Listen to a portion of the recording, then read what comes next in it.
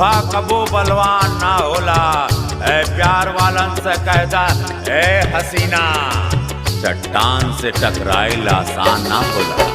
प्रीत के रीत कौनो जाहिल का जानी, दिल में तू हमारा समा जाए रानी, दिल में तू हमारा समा जाए रानी।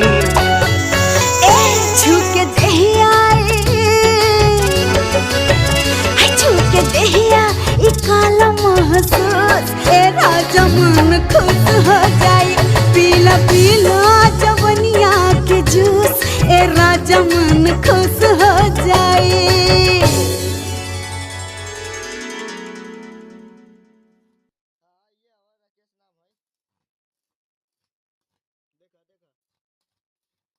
देखा देखा अब ओके उठाते